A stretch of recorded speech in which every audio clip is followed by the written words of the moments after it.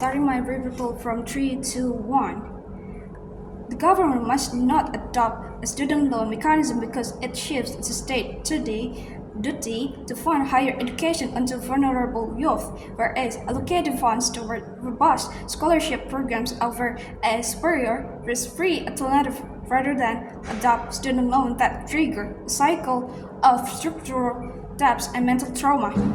In contrast, scholarships guarantee affordable study costs and a comfortable learning environment, fostering student achievement without financial penalties. When the state adopts a student loans mechanism, it completely ignores the harsh reality of Indonesian job markets. We know that fresh graduates do not immediately get a job after graduation. Instead, they enter a highly competitive nepotism, job fraud, and connection-based hiring, like insider, heavily disadvantage ordinary students. Forcing a loan onto a low-income student specifically creates a severe psychological crisis, causing constant anxiety and depression as debt grows during periods of unemployment. This mechanism directly feeds into a rising youth unemployment rate in Indonesia. While scholarship create a healthy, productive ecosystem, when the state expands its scholarship instead of loans, it relieves psychological pressure. Scholarship encourage Indonesian students to survive and thrive in a competitive environment because they compete on merit, not credit. So it teaches people to not credit or have debts because life is much more better without one. I have three evidence. The first one is the most effective individuals. Student loan affects dominantly to students from low-income families. For example, a poor student who graduates with a loan cannot be bypassed nepotism to secure a job quickly. They sit at home for months watching debt accumulate while experiencing crushing anxiety.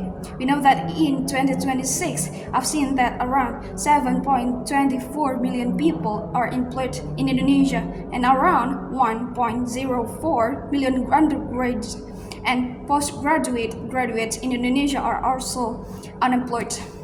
However, under scholarship system with the tight selection, these same individuals receive a comfortable learning environment and affordable study cost. This security allows them to focus entirely on their studies and joining competition participants and get the pressure from it. That makes students able directly to uplifting their family's financial state before graduation. The second one is the scale and magnitude. We know that Indonesia already faces a high population of unemployed youth.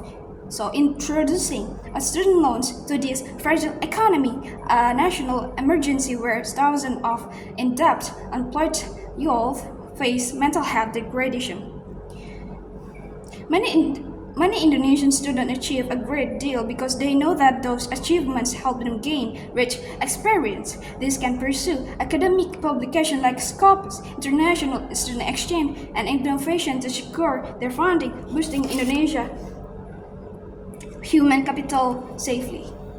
So the third one, I will explain the scholarship mechanism. With scholarship mechanism, a low-income student wins a state scholarship that guarantees affordable study costs. Secondly, the student studies peacefully in a comfortable learning environment, free from financial stress. Thirdly, the student is motivated to compete, pursuing achievement to maintain their scholarship. Fourthly, the student who wins academic competition, gaining rich experience and sufficient cash prizes.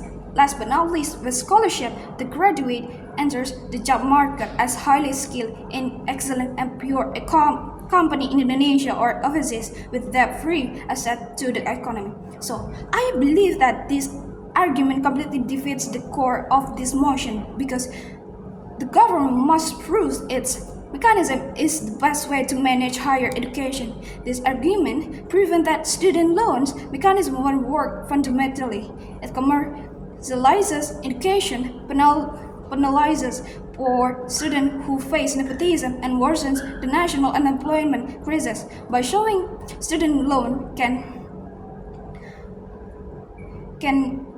can and must be replaced by scholarship, the opposition side proves that the state can achieve true educational equity, push high student achievement, and protect its youth without ever forcing or getting them into a lifetime of debt. Thank you.